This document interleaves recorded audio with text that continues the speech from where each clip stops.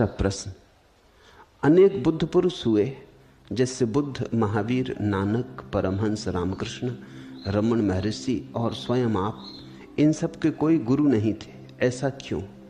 इस पर कुछ समझाने की कृपा करें। इनके गुरु नहीं थे ऐसा कहना शायद ठीक नहीं।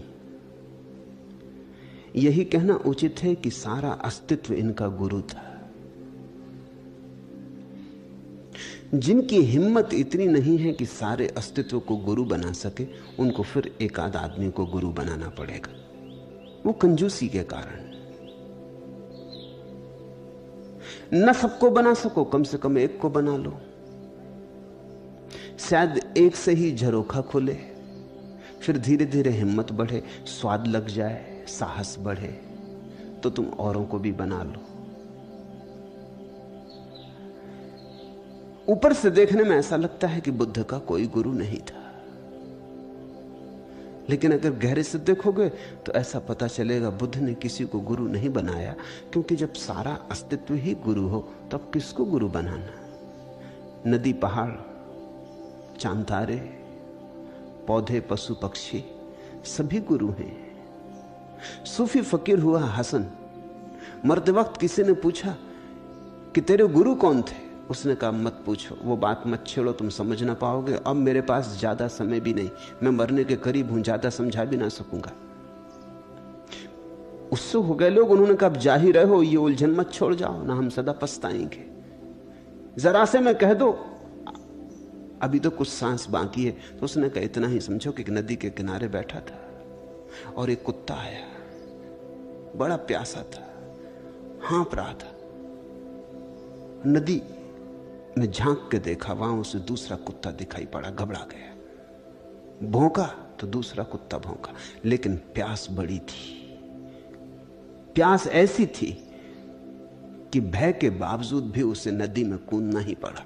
वो हिम्मत करके कई बार रुका, कपा और फिर कूद ही गया।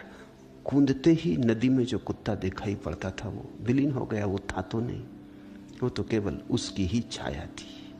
नदी के किनारे बैठे देख रहा था, मैंने उसे नमस्कार किया, वो मेरा पहला गुरु था। फिर तो बहुत गुरु हुए। उस दिन मैंने जान लिया कि जीवन में जहां जहां भय है, अपनी ही छाया है। और प्यास ऐसी होनी चाहिए कि भय के बावजूद उतर जाओ। मेरे पास लोग आते, वो कहते हैं सन्यास तो लेना है लेकिन भय लगता है। जब भय ना लगेगा तब लेंगे, फिर कभी ना लेंगे। ऐसी कभी घड़ी आएगी जब भय ना लगेगा, भय के बावजूद लेंगे तो ही लेंगे। तुम सोचते हो जिन्होंने लिया उनको भय नहीं लगता, वे भी तुम जैसे आदमी हैं, उन्हें भी भय लगता है। लेकिन इतना ही फर्क है कि उन्होंने कहा ठीक है भय लगता रहे, लेंगे, लेकर रहेंगे। उनकी प्यास गहरी है। डर तो लगता है लेकिन प्यास इतनी गहरी है कि करो भी क्या। डरो या प्यासे मरो, दो में चुनाव करना है। प्यास इतनी गहरी है कि भय को एक तरफ रख देना पड़ता है, और जो भय को एक तरफ रख देता है उसका ही भय मिटता है। भय अनुभव से मिटेगा, और तुम कहते हो अनुभव हम तभी लेंगे जब भय मिट जाए। तब बड़ी मुश्किल हो गई। तुमने एक ऐसी शर्त लगा दी जो कि कभी पूरी नहीं हो सकती। मुल्ला नसरुद्दीन तैरना सीखना चाहता था, तो किसी पड़ोसी ने कहा ये कोई बड़ी बात नहीं, इतना शोरगुल क्यों मचाते, आओ मेरे साथ, मैं सिखा देता हूं। गए नदी के किनारे, सीढ़ी पर ही काई जमी थी। मुल्ला का पैर फिसल गया और धड़ाम से गिरा। गिरते ही उठा और भागा घर की तरफ। वो जो सिखाने ले गया था, जो उस्ताद, उसने कहा अरे कहां भागे जा रहे हो, सीखना नहीं? मुल्ला ने कहा जब तैरना सीख लूंगा तभी नदी के पास आऊंगा। तो झंझट, पैर फिसल गया, चारों खाने चित्त हो गए, और कहीं नदी में गिर जाते तो जान से हाथ धो बैठते हो। तेरा क्या भरोसा, वक्त पे काम आए ना आए। अब आऊंगा नदी के पास, लेकिन तैरना सीख के। अब कोई तैरना गद्दे तकियों पे थोड़ी सीखता। कितनी हाथ पैर पटको अपने गद्दे पर लेट के, सुविधा तो है, खतरा कोई भी नहीं है। लेकिन जहां खतरा नहीं वहां सीख कहां? खतरे में ही सीख है, खतरे में ही अनुभव है। जितना बड़ा खतरा है, जितनी बड़ी चुनौती, उतनी ही बड़ी संपदा छिपी है। अब तुमने अगर यह कसम ले ली कि जब तक तैरना ना सीख लेंगे नदी ना आएंगे, तुम तैरना कभी सीखोगे ही नहीं। तैरना सीखना हो तो बिना तैरे जाने नदी में उतरने की हिम्मत रखनी पड़ती और किसी पे भरोसा करना पड़ता है। जो भी तुम्हें सिखाने जाएगा उस पे भरोसा करना पड़ेगा। भरोसे का कोई कारण नहीं है, क्योंकि क्या पता जब तुम डूबने लगो ये आदमी बचाए कि भाग जाए। जब तुम डूबने लगो तब ये आदमी काम आए कि ना आए, ये तो तुम जब तक डूबो ना तब तक पता कैसे चलेगा। हो सकता है दूसरों को भी इसने बचाया हो, लेकिन तुमको बचाएगा इसकी क्या कसौटी है? दूसरे ठीक ही कहते हैं इसका क्या सबूत है? और दूसरे इसके ही नौकर चाकर नहीं है, इसका क्या पक्का प्रमाण है? ये तुम्हें ही फंसाने को सारा जाल फैलाया हो, तुम्हें ही डुबाने को, इसके संबंध में तुम कैसे निश्चित हो सकते हो? भय तो रहेगा। और फिर नदी तो दिखाई पड़ती है, नदी में तैरना सिखाने वाला जो उस्ताद है, तुम उसके संबंध में प्रमाण पत्र भी इकट्ठे कर सकते हो। तुम नदी के किनारे जाके भी देख सकते हो, औरों को सिखा रहा है और भी सीख गए हैं। लेकिन जीवन की जो नदी है वो तो बड़ी अदृश्य है, और परमात्मा का जो सागर है वो तो दिखाई नहीं पड़ता। उस अनदेखे, अनजाने में, अपरिचित में तो कोई प्रमाण भी काम नहीं आने वाला। वहां तो कोई अकेला अकेला जाता है, तुम किसी जाते हुए को देख तो ना पाओगे। मेरे पास इतने लोग हैं, उनमें से जो जा रहे हैं उन्हें तुम पहचान तो ना पाओगे, उनमें से जो नहीं जा रहे हैं उन्हें भी तुम ना पहचान पाओगे। वो तो तुम जाओगे तभी पहचान होगी। तुम जाओगे तो ही पहली दफा तुम किसी को जाते हुए देखोगे। हां, खुद के जाने के बाद तुम दूसरों को भी पहचानने लगोगे कि कौन कौन गए, क्योंकि जो सुवास तुम्हारे भीतर उठेगी वही सुवास तुम्हें उनमें भी दिखाई पड़ने लगेगी। जो आभा तुम्हारी आंखों में आ जाएगी, जो गुंजन तुम्हारे प्राणों में होने लगेगा, एक दफा वहां सुन लिया तो फिर किसी के भी हृदय के पास से सुनाई पड़ने लगेगा। जो हमने अपने भीतर नहीं जाना है वो हम कभी भी ना जान सकेंगे। हसन ने कहा, कुत्ते को देख के मैं ये समझ गया कि भय को एक तरफ रखना होगा। एक बात समझ में आ गई कि अगर परमात्मा मुझे नहीं मिल रहा है तो एक ही बात है, मेरी प्यास काफी नहीं है, मेरी प्यास अधूरी है। और कुत्ता भी हिम्मत कर गया। तो हसन ने कहा, मैंने कहा, उठ हसन, अब हिम्मत कर, इस कुत्ते से कुछ सीख। किसी ने बायजीद को पूछा, एक दूसरे सूफी फकीर को, कि तुम्हारा गुरु?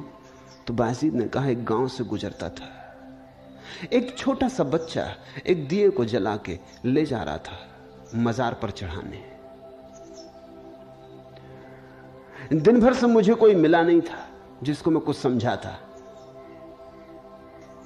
जिसको मैं कुछ ज्ञान देता। ज्ञान मेरे पास भी नहीं था, जिनके पास नहीं होता उनको देने की बड़ी आकांक्षा पैदा होती,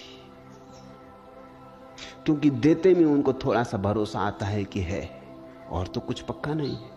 जब वो किसी दूसरे को सलाह देते हैं तभी बुद्धिमान होते, बाकी समय तो बुद्धू होते। उस सलाह को देते वक्त ही थोड़ी सी झलक मिलती कि हां, मैं भी कुछ जानता हूं।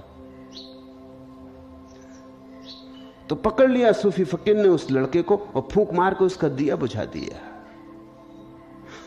और बायजीद ने कहा, मैंने पूछा उस लड़के को कि बेटे बता, अभी अभी दिया जलता था, ज्योति कहां गई अब?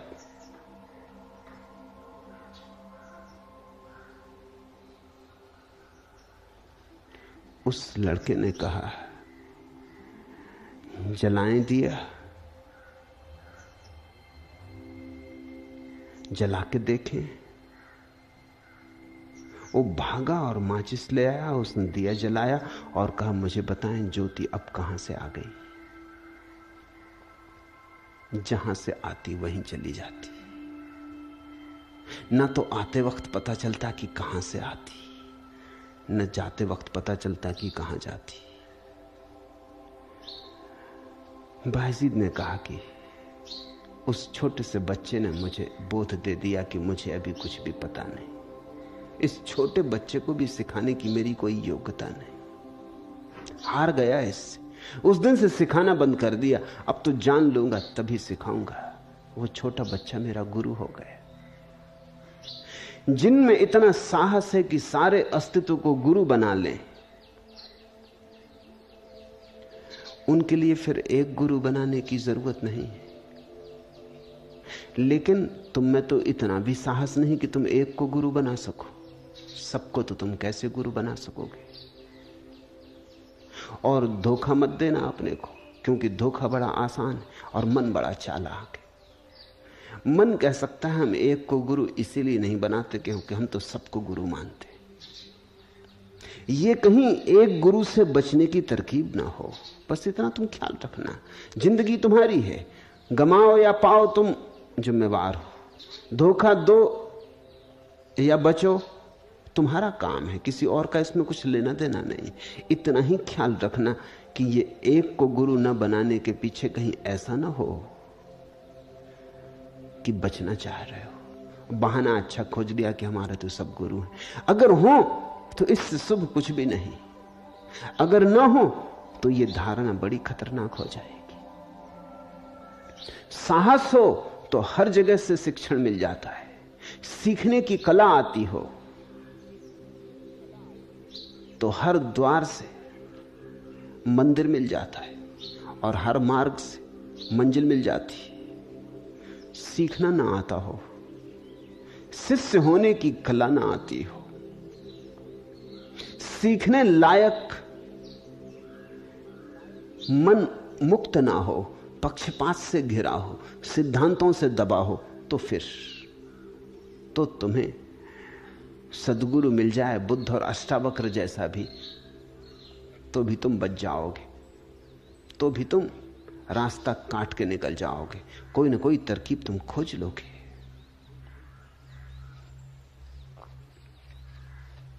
शायद इसीलिए प्रश्न मन में उठा है कि बुद्ध के कोई गुरु नहीं, महावीर के कोई गुरु नहीं, नानक के कोई गुरु नहीं, तो हम ही क्यों गुरु बनाएं? हां, अगर नानक को बुद्ध और महावीर जैसे गुरु बना सको फिर कोई जरूरत नहीं। ये सारा विराट अस्तित्व, क्षुद्र से लेकर विराट तक, सब तुम्हारे लिए गुरु हो जाए, सब चरण तुम्हारे लिए प्रभु के चरण हो जाएं, फिर कोई अड़चन नहीं।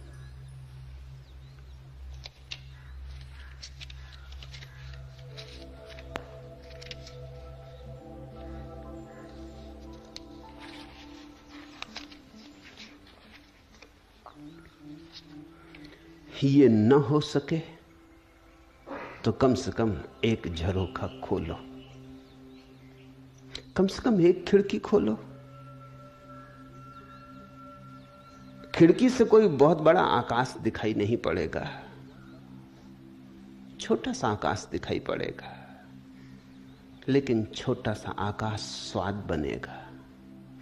खिड़की खोली तो आकाश का निमंत्रण मिलेगा, आकाश का विराट फैलाव खिड़की के चौखटे में कसा हुआ दिखाई पड़ेगा। वो चौखटा खिड़की का है, आकाश का नहीं। आकाश पे कोई फ्रेम नहीं है, कोई चौखटा नहीं चढ़ा है। आकाश तो बिना चौखटे के, थोड़ी सी झलक तो आएगी आकाश की खिड़की से, सूरज की किरणें उतरेंगी, हवा के नए झोंके आएंगे, फूलों की गंध आएगी, आकाश में उड़ते पक्षियों का दर्शन होगा।